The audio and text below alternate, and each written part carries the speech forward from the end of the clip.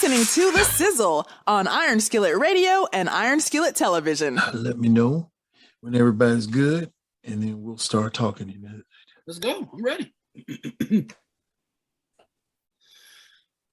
Jay said he ready. Go. I'm not going to go anywhere with you, Jay Sizzle, and you just chewing and crunching your start mouth. the show, man. Just start the show, man. The show's already doing over here. Started. Peanut butter What and you jelly. eating, man? Why are you Crunchy peanut butter and jelly on Here we go. on dark rye toast. Fabulous. On dark rye toast. Yeah, it's fabulous. Love it. I'm a dark beet type guy, bread type guy with all the nuts and stuff on it. I'm that type of guy. I like artisan nutty stuff on bread, but not nut on bread, you know. But you know what I'm saying. You know, hey, let's keep it clean over here. Let's go. Yeah, Start the show, man. This is good content. You start the show. The show's already started, my friend. The show started with your dark nutty bread. That's when it started a long time ago, my friend. It started. Yeah, it's just all. Yeah. Okay. That was a nickname back in the day. Yeah. Oh my goodness. You know who's in the building. Jay Sizzle's in the building. Rich Sizzle's in the building. I'm G Sizzle. And we have to talk about a lot of things. That's what we do. Well, one of the first things we got to talk about is the NCAA tournament. And fellas, my bracket is literally destroyed. Oh. So, you know, I'm in the top 53% of Americans who have terrible brackets. My ladies' brackets is even worse. And doesn't look like it's getting better for the Sweet 16. But this is where everything gets reseeded. We get to start this whole puppy all over again. And so I'm happy. I'm happy that right now I am going to win my tournament somewhere because I'm going to reseed. Yes, I am. I'm going to reseed. Not like my hairline, but like my game, boy. I'm receding. I'm coming back. I'm coming back strong, bro. I'm coming back strong. I don't even know what y'all thinking, but I'm coming back strong. I don't know. You all act like y'all you act like your bracket is better than mine. My bracket was busted, man, because I had Illinois going somewhere, but they just went on home. They just instead of the flying and Illini, they're the dying Illini. You know? Wow. Down in flames. Ouch. Wasn't even pretty. It was a crash and burn. So we got to make some people some money, man. We got to make somebody some money here. Sweet 16. Yeah. Let's see. So it kicks off with a lot of stuff going on. A lot of stuff going on early. You got Michigan and Villanova starting off. You got Arizona and Houston starting off. Then you got Purdue and St. Peter's starting off. Then you got Duke and Texas Tech, Gonzaga and Arkansas. Where do we start? Who do you think is the best? I know who I got. I know who I got going all the way to the Final Four, but I'll let you all talk about it because I know right now my bracket, my Sweet 16 is going to be great. Who you got? I mean, you talking big game, man. Who you got? Okay, well, let's okay. I'm going to start it off. I'm going to come up. I'm going to do it this way. Gonzaga and Arkansas. Number one, Gonzaga versus Arkansas. I'm saying right now, this is my upset special of the day. I'm saying Arkansas jumps on Gonzaga. I'm saying it happens. You know why I'm saying this happened? It's not the lock of the night. It's not the lock of the night because nothing's been the lock of the night. That is hardly the lock of the night. I got the lock of the night, but it's not that. It's not that. I say Gonzaga goes down by 2. That's what I say. I say it. I said it. I said Arkansas pulls up the upset of the evening because you got Duke and Texas Tech, which is probably not going to be an upset. You got Duke, who's going to come out on top of Texas Tech. You got UCLA and UNC. UNC has been terribly slow this tournament and a little sluggish, but I think they can handle UNC, get that work in. You got Villanova, Michigan. Villanova, probably the best fundamental team in the tournament right now. I don't see anybody better in the old fundamentals. Then you got Arizona and Houston, and Arizona just does what Arizona does and wins. Absolutely. I don't really know about Iowa State and Miami. That was the one I'm still kind of, by the end of the show, I'll figure out something. Then you got one of the locks of the night, Kansas over Providence. I got it. But my lock of the night, and I know this is a good, sweet Cinderella story, and I know everybody likes St. Peter. You know, who doesn't like a good St. Peter? You know, everybody loves a Peter. But it ends now when their Peter gets whacked by Purdue. That's where it stops, son. Stops by one of the best teams in the country right now. Basketball? I hope so. Yeah, we're still talking. We're talking about the tournament, the Sweet 16. It sounds like Sizzle After Dark here. Man, I'm like, you can't just. No. You know what? Wow. Where's this going? Ridiculous. You're ridiculous. I'm just saying, bro. I'm telling you, the lock of the night right now is Purdue over St. Peter's. That's my lock of the night. Okay. But I mean, you talking, Jay Sizzle, like you got something better. What's your bracket? You talking all this like you know something that I don't know, Jay Sizzle. What is it that you know that I don't know? The lock of the night is Gonzaga over Arkansas. Gonzaga is just by far a better basketball team. I mean, they're just by far they're better. Arkansas, I believe by the middle of the first half, if Gonzaga gets out, start scoring, they'll have Gonzaga down by double digits by half. I mean, they'll have Arkansas down by double digits by half. I just think Gonzaga is a team that gets poured on. They play good defense. They're Gonzaga. That's what they've been doing. Arizona, of course, that's a pro basketball team playing in NCAA right there. I mean, top to bottom. They're just. Yeah, top to bottom. You already had one lock. Okay, that's my lock. All right. Sorry, I'll give you a lock back. I won't take that. I won't take that one anymore. But to go back to your Cinderella story there, I'm going to tell you what. These people from this small school, what are they from, New Jersey? Are they from Jersey? Don't play against Jersey. Are they from? Shout out to all my family in Jersey, man. We're not doing this. Bro. Listen, these guys don't have as many kids in their school as a large high school. I mean, they got like 2,000 people go to their school. But this is probably one of the more gritty basketball teams I have seen. I mean, these guys are going to muck it up. You saw what they did this last game. So you saw what they did against Kentucky. And I'm going to say it continues. I'm seeing Purdue is going to get washed out. St. Peter's is going to the Elite Eight. I believe that because defense is going to rule the day. They're just going to out-tough Purdue. I don't think Purdue is ready. These guys are just back alley fighters.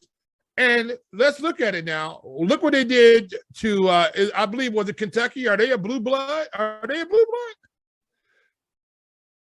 Did anybody have Kentucky in the Final Four? I think I had them in my 8. I think I had them here. Let's take Kentucky. I don't know if I had them in the Final Four. Let's take Kentucky and let's run them down this board.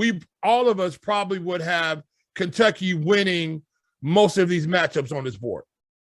I don't know about most of the matchups. Okay, most of these matchups on this board. I don't know about most. Five out of eight, 6 out of most of these matchups on this board, Kentucky will win. You know what I'm saying? This team shut their offense down. And I believe Kentucky was a better team than Purdue. Can we agree with that? No. We can't agree that Kentucky was a better team than Purdue. No, we can't agree to that. I mean, I'm just 2020. No. This isn't even hindsight. This is just when you look at St. Peter's. If you put 3 of their players together, they still don't equal the height of Purdue's one center. I'm telling you, 100%. There is no way that they are going to defend in the post. I agree with you 100%. But there was no way they should have beat Kentucky. No way. No. Absolutely no way they should have won. But they did. Kentucky that. You have to ask Kentucky. Why did you get beat like this? Right. But did they underestimate them? Able to be answered philosophically. Did they underestimate them, or did they get outplayed? I think they got outplayed. Philosophically, I believe you had a clear case of a team looking past another team down the line and didn't stop to see what was right in front of them. It happens. You know, we have this every year, like Wichita State. You got those teams that come out of nowhere. Davidson every once in a while will rear up, and you're like, oh, they've got little players. And then you're like, oh, that's right, they're little players. Right. And then when they get to real players, when you get to those NBA teams, as you just mentioned, Jay, that's when you say, oh, that's going to be bad. Like going up against North Carolina. That's going to be bad. It's going to be bad for somebody, whoever it is, because they're going to lose. They're going to lose. Now, if you tell me Duke knocks off Purdue, maybe I'll roll with you on that. But St. Peter's? Listen, that Kentucky versus St. Peter's was ranked the last game out of all of those matchups when the tournament started. That was the sure lock by anybody, bet it all. And this team found a way to win. And they found a way to win this last matchup. So I'm just telling you, gritty, collectively, if you take these guys one-on-one, I'm sure maybe one of these guys get a step in the NBA. Maybe. But if you put them all together, it's going to be a fight. I hope Purdue is ready to fight because this is what's going to happen. This team is not going to go away. Bunch of jumping jacks in there, a bunch of tough guys. They're going to play tough. And unless Purdue is hitting the long ball on a consistent basis, if all of a sudden we're having a tough night, it could be a tough night for Purdue. I just like St. Peter's. I like gritty, and I think that's going to be our surprise in the tournament. I think they're going to get in their Elite Eight. I think you've been drinking too much Kool-Aid again. Everybody says that till I'm right. Everybody says that till I'm right. You're How many not times right I've been wrong? that much. You got. How many times have I been wrong? You've got a baseball percentage with that one, buddy. But listen, I'm on a level with you. So, like we said, these are collegiate teams all the way around. Some of them are better, some of them are not. But at the end of the day, how much tape is out there prior to Kentucky on St. Peter's that was accessible? Absolutely. Now they're not catching nobody by surprise. No, and absolutely. Purdue's had some time to look at tape and say, okay, all right, we took this team as a joke. This guy right here is not really a joke. This guy right here is not really a joke. Now you're not catching people off guard no more. They're ready for you. Purdue's going to be ready for them. There is not going to be a surprise attack, grit this, grit that. No, this is a Purdue team that's going to come ready for the unexpected. And I don't expect this game to even be close. No, I don't. You got Zach Edey down there. You got Jayden Ivey, who's already an NBA player. Might be one of your top 5, at least in your top 10 picks. You still got to deal with Travion Williams whenever he gets on the court. You got Sash there. You got Brandon Newman. Man, you got Hunter. You got boys. They can keep hitting you with waves of cats, waves of players. And I get what you're saying, Jay. This could be one of those moments where you think this would be an upset. But I don't think Purdue is overlooking this team at all. I think, to Rich's point, you really have to stand up and applaud them and say, wow, that's a hell of a team. Now we got to come out here and play. Because these boys, if you let them, they will beat you. They'll beat you bad. Hey, look, let me explain something. In Defo, right, is the tournament's unknown surprise player. He's no joke. This guy is going to end up in the NBA. We didn't talk before the tournament started, but this is an NBA-ready basketball player. These guys are tough, and I'm going to tell you right now. Look at Purdue. Where did Purdue? I'm trying to figure out where did Purdue land in the Big Ten? Do we have that anywhere? I don't have that, so I don't know where were they ranked? Number 3 in the Big Ten. Were they number 3? Who was above them? Do we have it? Do we have that? I believe it was Illinois and Wisconsin, I believe, wasn't it? Who? Was it Illinois? So can we say Illinois is better than Purdue? Oh, no. I can say that there were probably some times when you're their record, I think they were one game better than Purdue. I mean, I'd have to look up the numbers. You can't even say that Iowa was an amazing team this year. Ohio State was amazing. Hell, I don't even think that St. Peter's could beat. You surely couldn't beat Michigan State. You can't beat Michigan. And I know the richest. Well, hold on. We just can't throw names out there because we're just talking about the whole conference. We're talking about the whole conference, right? Has never had opportunity to play them. Nobody have these last two games they should have lost. Ooh, Purdue? No. Oh, you're talking about yeah. Wow, I can't. They should have lost these last two games. That's how bad it is. You can't even think of the name of the school. You're like, was it Loyola? Who they play? The Racers. Is that a worse name? Is that a worse name in college sports than the Racers? Because if you say it too fast, it sounds like you're saying racist. Yeah, that's just the worst name ever. I didn't know that. I did not know Murray State. Was it Murray State? Mm-hmm. I did not know Murray State was the Racers. I did not know that. Mm-hmm. I'm saying it's one of those things. And I know, Rich, you had talked about the job that Juwan Howard's done at Michigan. And I will raise you that Michigan hasn't done enough. I'm telling you that Purdue has to win for there to be any representation from the Big Ten. They have to win. They have no options now. We're counting out. We're counting out. I'm just gonna throw the Purdue thing out there for a second when they talk about Illinois. Illinois had a better season on paper, but in the head-to-heads, Purdue got at Illinois. Mm-hmm. Yeah. So we can't use that kind of comparison and say Illinois is a better team because they're seated higher. They're second, and Purdue is third. Purdue beat them when they got on the court. I mean, that's just like saying the Chicago Bulls were better than the Bucks just because they were seated higher.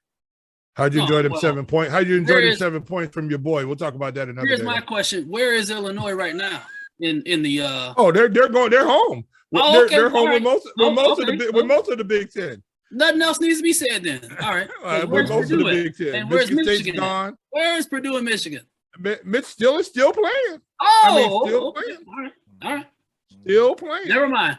Keep going. And I'm gonna tell you now. Juwan Howard said if this game doesn't turn out the way he wants it to do, he's going to slap somebody in the face. That's what he got 2 pieces in a biscuit. That's Chicago for you. You're not going to do that, man. Look, Juwan Howard love the kids, man, okay? He about that life. He about that life, man. He about that life. In Chicago. Aside from all that, he consoled grieving player. He did do that. Just got upset. Juwan Howard, hey, I've been there, okay? Can't nobody talk about upsets. There's no doubt about that. Better than me, and I had nothing to do with it. No doubt about it. You know one thing I liked about that moment, Rich, you were talking about that, is that you see a guy, Juwan Howard, that don't need the money. He's coaching Michigan right now out of love of basketball and love of these kids.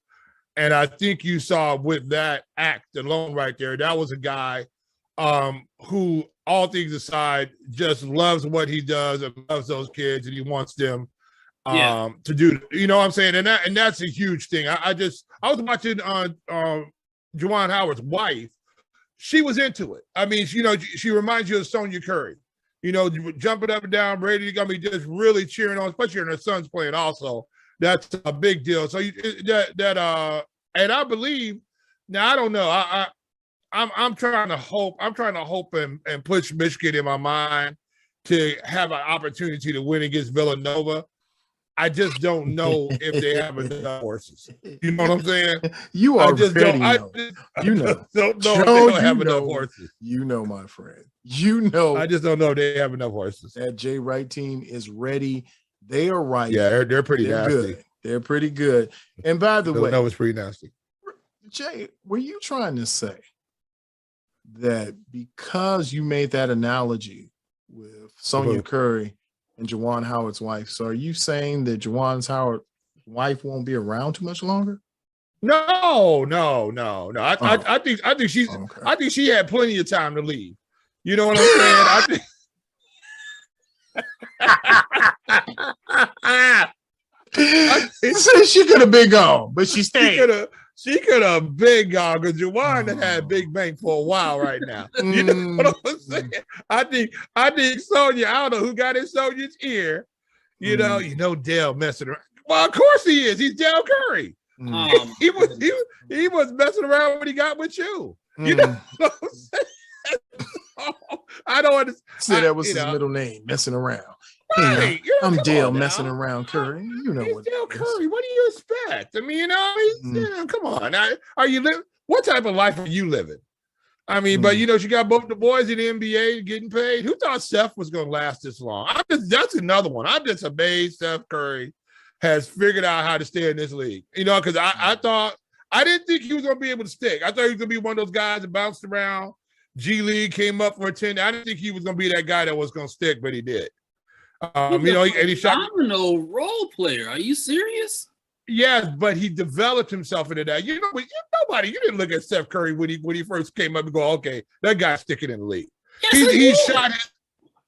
It's all this hindsight. It's like a lot of players, he needed to be developed a little bit, but once he got there, I was like, oh yeah, he's good. He showed flashes. He showed. I'm just surprised, and like you said, he did show flashes, but he stayed lit.